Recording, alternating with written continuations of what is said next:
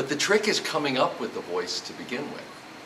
A lot of people can do imitations, but it's getting that sound out of thin air that that is making that choice. That's what the producers are paying for when they hire trained actors, because most producers and directors, they don't really know what they're looking for.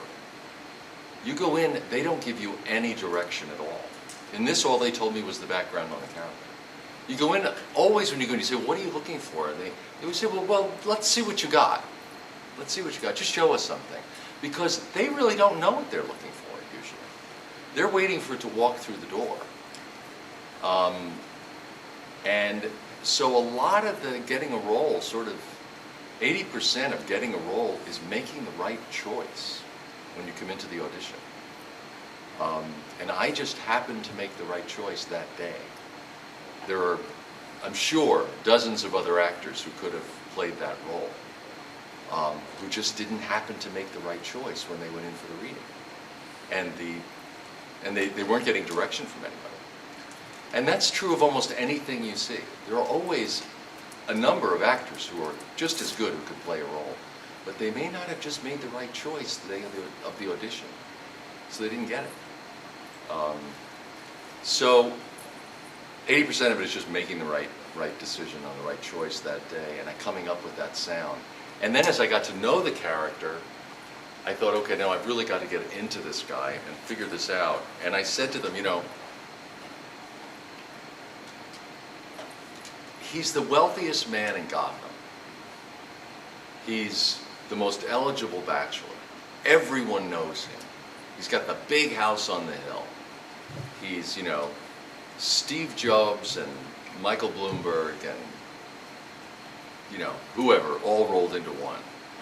How can this guy put on a cape and a cowl and no one knows him? That's just impossible. So let's not suspend belief so much. Why don't you let me do two voices? And let me use my own voice for Bruce Wayne. And then I'll use the voice that I used in the audition for Batman. Why don't we try that? So they thought, well, that's kind of an interesting idea. So that's where the two voice idea came up. And it made a lot of sense.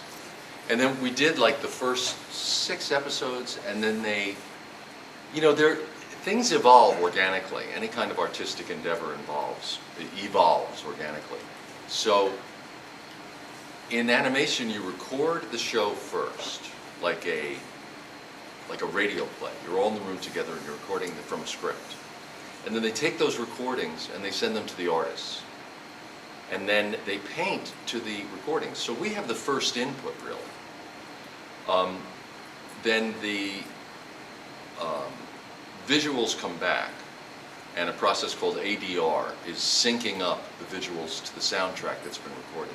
And there's always extra mouth flaps that they've painted in, or not enough mouth flaps. And so then you've got to sort of doctor the script a little bit to fit what the artists have actually created. And then it gets on the air. So there's a 6-month period between recording before you ever see anything. And then there's another few months before it actually gets on the air. So during that 6 months, we were recording shows. And then they started seeing the artwork coming back, and it was much darker. Because, you know, as you know, the show's painted on a black background, which was the first time that was done. So it was very noir. There was a very film noir feel to it. It was a full symphony orchestra. It was hand-painted cells in Korea. So they doubled the budget on this show that they usually spent on a half-hour show, and it looked. That's why the show looked so rich, is because they invested in it, and it's why we're all here 22 years later, is because it was so good. So when it came back, that first group of shows came back, they realized it was much darker than they had anticipated it being, and they loved that. But that the voice I had been using for Bruce Wayne, which is sort of like the voice I'm using right now, was very, you know, kind of charming guy, you know, just me, was a little too light. It just seemed too funny. I was actually using a lot of humor. I was doing things, a lot of sarcasm. He had a real sarcastic edge to him, which I thought was great to contrast to the Batman character.